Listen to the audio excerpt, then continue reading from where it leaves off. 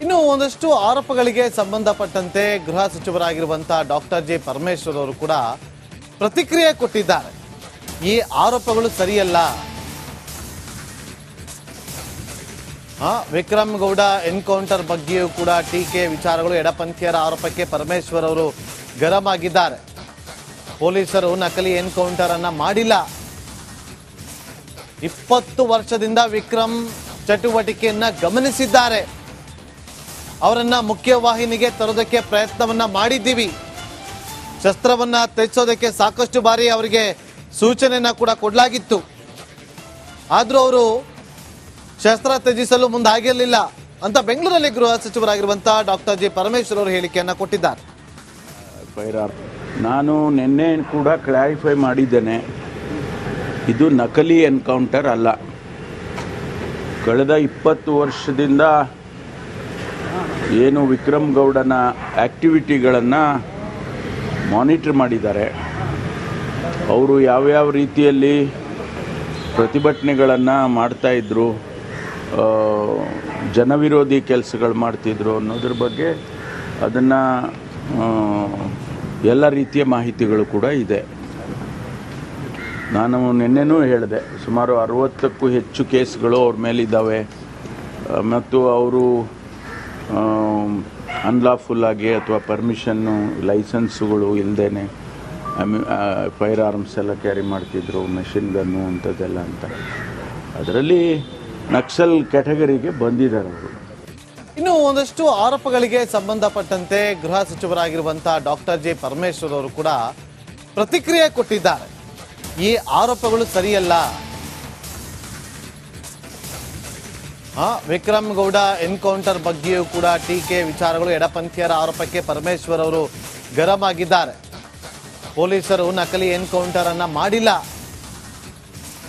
20 ವರ್ಷದಿಂದ ವಿಕ್ರಮ್ ಚಟುವಟಿಕೆಯನ್ನ ಗಮನಿಸಿದ್ದಾರೆ.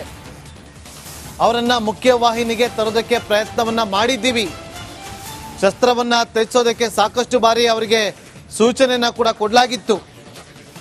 ಆದ್ರೂ ಅವರು ಶಸ್ತ್ರ ತ್ಯಜಿಸಲು ಮುಂದಾಗಿರಲಿಲ್ಲ ಅಂತ ಬೆಂಗಳೂರಲ್ಲಿ ಗೃಹ ಸಚಿವರಾಗಿರುವಂತಹ ಡಾಕ್ಟರ್ ಜಿ ಪರಮೇಶ್ವರ್ ಅವರು ಹೇಳಿಕೆಯನ್ನ ಕೊಟ್ಟಿದ್ದಾರೆ. ನಾನು ನಿನ್ನೆ ಕೂಡ ಕ್ಲಾರಿಫೈ ಮಾಡಿದ್ದೇನೆ, ಇದು ನಕಲಿ ಎನ್ಕೌಂಟರ್ ಅಲ್ಲ. ಕಳೆದ 20 ವರ್ಷದಿಂದ ಏನು ವಿಕ್ರಮ್ ಗೌಡನ ಆ್ಯಕ್ಟಿವಿಟಿಗಳನ್ನು ಮಾನಿಟರ್ ಮಾಡಿದ್ದಾರೆ. ಅವರು ಯಾವ್ಯಾವ ರೀತಿಯಲ್ಲಿ ಪ್ರತಿಭಟನೆಗಳನ್ನು ಮಾಡ್ತಾಯಿದ್ರು,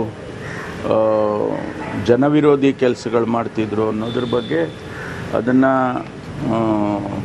ಎಲ್ಲ ರೀತಿಯ ಮಾಹಿತಿಗಳು ಕೂಡ ಇದೆ. ನಾನು ನಿನ್ನೆನೂ ಹೇಳಿದೆ, ಸುಮಾರು 60ಕ್ಕೂ ಹೆಚ್ಚು ಕೇಸ್ಗಳು ಅವ್ರ ಮೇಲಿದ್ದಾವೆ ಮತ್ತು ಅವರು ಅನ್ಲಾಫುಲ್ ಆಗಿ ಅಥವಾ ಪರ್ಮಿಷನ್ನು ಲೈಸೆನ್ಸುಗಳು ಇಲ್ಲದೇ ಫೈರ್ ಆರ್ಮ್ಸ್ ಎಲ್ಲ ಕ್ಯಾರಿ ಮಾಡ್ತಿದ್ರು, ಮೆಷಿನ್ ಗನ್ನು ಅಂಥದ್ದೆಲ್ಲ ಅಂತ. ಅದರಲ್ಲಿ ನಕ್ಸಲ್ ಕ್ಯಾಟಗರಿಗೆ ಬಂದಿದ್ದಾರೆ ಅವರು. ಇನ್ನು ಒಂದಷ್ಟು ಆರೋಪಗಳಿಗೆ ಸಂಬಂಧಪಟ್ಟಂತೆ ಗೃಹ ಸಚಿವರಾಗಿರುವಂತಹ ಡಾಕ್ಟರ್ ಜಿ ಪರಮೇಶ್ವರ್ ಅವರು ಕೂಡ ಪ್ರತಿಕ್ರಿಯೆ ಕೊಟ್ಟಿದ್ದಾರೆ.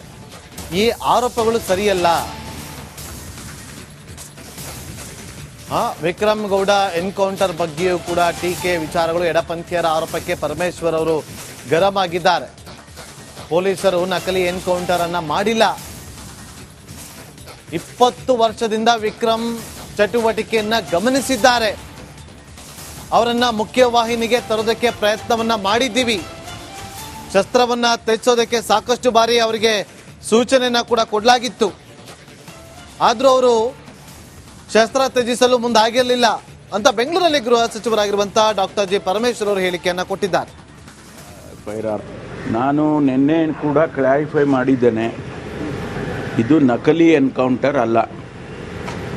ಕಳೆದ 20 ವರ್ಷದಿಂದ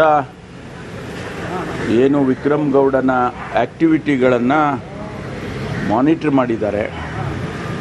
ಅವರು ಯಾವ್ಯಾವ ರೀತಿಯಲ್ಲಿ ಪ್ರತಿಭಟನೆಗಳನ್ನು ಮಾಡ್ತಾಯಿದ್ರು, ಜನವಿರೋಧಿ ಕೆಲಸಗಳು ಮಾಡ್ತಿದ್ರು ಅನ್ನೋದ್ರ ಬಗ್ಗೆ ಅದನ್ನು ಎಲ್ಲ ರೀತಿಯ ಮಾಹಿತಿಗಳು ಕೂಡ ಇದೆ. ನಾನು ನಿನ್ನೆನೂ ಹೇಳಿದೆ, ಸುಮಾರು 60ಕ್ಕೂ ಹೆಚ್ಚು ಕೇಸ್ಗಳು ಅವ್ರ ಮೇಲಿದ್ದಾವೆ ಮತ್ತು ಅವರು ಅನ್ಲಾಫುಲ್ ಆಗಿ ಅಥವಾ ಪರ್ಮಿಷನ್ನು ಲೈಸೆನ್ಸುಗಳು ಇಲ್ಲದೇ ಫೈರ್ ಆರ್ಮ್ಸ್ ಎಲ್ಲ ಕ್ಯಾರಿ ಮಾಡ್ತಿದ್ರು, ಮೆಷಿನ್ ಗನ್ನು ಅಂಥದ್ದೆಲ್ಲ ಅಂತ. ಅದರಲ್ಲಿ ನಕ್ಸಲ್ ಕ್ಯಾಟಗರಿಗೆ ಬಂದಿದ್ದಾರೆ ಅವರು. ಇನ್ನು ಒಂದಷ್ಟು ಆರೋಪಗಳಿಗೆ ಸಂಬಂಧಪಟ್ಟಂತೆ ಗೃಹ ಸಚಿವರಾಗಿರುವಂತಹ ಡಾಕ್ಟರ್ ಜಿ ಪರಮೇಶ್ವರ್ ಅವರು ಕೂಡ ಪ್ರತಿಕ್ರಿಯೆ ಕೊಟ್ಟಿದ್ದಾರೆ. ಈ ಆರೋಪಗಳು ಸರಿಯಲ್ಲ. ವಿಕ್ರಮ್ ಗೌಡ ಎನ್ಕೌಂಟರ್ ಬಗ್ಗೆಯೂ ಕೂಡ ಟೀಕೆ, ವಿಚಾರಗಳು, ಎಡಪಂಥೀಯರ ಆರೋಪಕ್ಕೆ ಪರಮೇಶ್ವರ್ ಅವರು ಗರಂ ಆಗಿದ್ದಾರೆ. ಪೊಲೀಸರು ನಕಲಿ ಎನ್ಕೌಂಟರ್ ಅನ್ನ ಮಾಡಿಲ್ಲ. 20 ವರ್ಷದಿಂದ ವಿಕ್ರಮ್ ಚಟುವಟಿಕೆಯನ್ನ ಗಮನಿಸಿದ್ದಾರೆ. ಅವರನ್ನ ಮುಖ್ಯವಾಹಿನಿಗೆ ತರೋದಕ್ಕೆ ಪ್ರಯತ್ನವನ್ನ ಮಾಡಿದ್ದೀವಿ. ಶಸ್ತ್ರವನ್ನ ತೆಚ್ಚೋದಕ್ಕೆ ಸಾಕಷ್ಟು ಬಾರಿ ಅವರಿಗೆ ಸೂಚನೆಯನ್ನ ಕೂಡ ಕೊಡಲಾಗಿತ್ತು. ಆದ್ರೂ ಅವರು ಶಸ್ತ್ರ ತ್ಯಜಿಸಲು ಮುಂದಾಗಿರಲಿಲ್ಲ ಅಂತ ಬೆಂಗಳೂರಲ್ಲಿ ಗೃಹ ಸಚಿವರಾಗಿರುವಂತಹ ಡಾಕ್ಟರ್ ಜಿ ಪರಮೇಶ್ವರ್ ಅವರು ಹೇಳಿಕೆಯನ್ನ ಕೊಟ್ಟಿದ್ದಾರೆ. ನಾನು ನಿನ್ನೆ ಕೂಡ ಕ್ಲಾರಿಫೈ ಮಾಡಿದ್ದೇನೆ, ಇದು ನಕಲಿ ಎನ್ಕೌಂಟರ್ ಅಲ್ಲ. ಕಳೆದ 20 ವರ್ಷದಿಂದ ಏನು ವಿಕ್ರಮ್ ಗೌಡನ ಆ್ಯಕ್ಟಿವಿಟಿಗಳನ್ನು ಮಾನಿಟರ್ ಮಾಡಿದ್ದಾರೆ. ಅವರು ಯಾವ್ಯಾವ ರೀತಿಯಲ್ಲಿ ಪ್ರತಿಭಟನೆಗಳನ್ನು ಮಾಡ್ತಾಯಿದ್ರು, ಜನವಿರೋಧಿ ಕೆಲಸಗಳು ಮಾಡ್ತಿದ್ರು ಅನ್ನೋದ್ರ ಬಗ್ಗೆ ಅದನ್ನು ಎಲ್ಲ ರೀತಿಯ ಮಾಹಿತಿಗಳು ಕೂಡ ಇದೆ. ನಾನು ನಿನ್ನೆನೂ ಹೇಳಿದೆ, ಸುಮಾರು 60ಕ್ಕೂ ಹೆಚ್ಚು ಕೇಸ್ಗಳು ಅವ್ರ ಮೇಲಿದ್ದಾವೆ ಮತ್ತು ಅವರು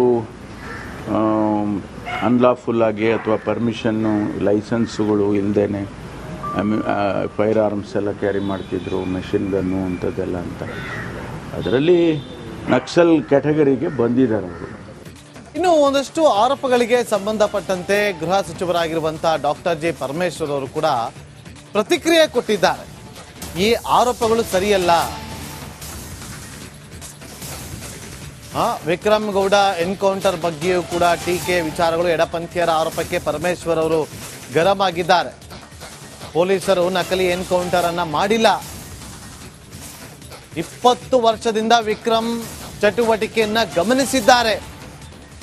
ಅವರನ್ನ ಮುಖ್ಯವಾಹಿನಿಗೆ ತರೋದಕ್ಕೆ ಪ್ರಯತ್ನವನ್ನ ಮಾಡಿದ್ದೀವಿ. ಶಸ್ತ್ರವನ್ನ ತೆಚ್ಚೋದಕ್ಕೆ ಸಾಕಷ್ಟು ಬಾರಿ ಅವರಿಗೆ ಸೂಚನೆಯನ್ನ ಕೂಡ ಕೊಡಲಾಗಿತ್ತು. ಆದ್ರೂ ಅವರು ಶಸ್ತ್ರ ತ್ಯಜಿಸಲು ಮುಂದಾಗಿರಲಿಲ್ಲ ಅಂತ ಬೆಂಗಳೂರಲ್ಲಿ ಗೃಹ ಸಚಿವರಾಗಿರುವಂತಹ ಡಾಕ್ಟರ್ ಜಿ ಪರಮೇಶ್ವರ್ ಅವರು ಹೇಳಿಕೆಯನ್ನ ಕೊಟ್ಟಿದ್ದಾರೆ. ನಾನು ನಿನ್ನೆ ಕೂಡ ಕ್ಲಾರಿಫೈ ಮಾಡಿದ್ದೇನೆ, ಇದು ನಕಲಿ ಎನ್ಕೌಂಟರ್ ಅಲ್ಲ. ಕಳೆದ 20 ವರ್ಷದಿಂದ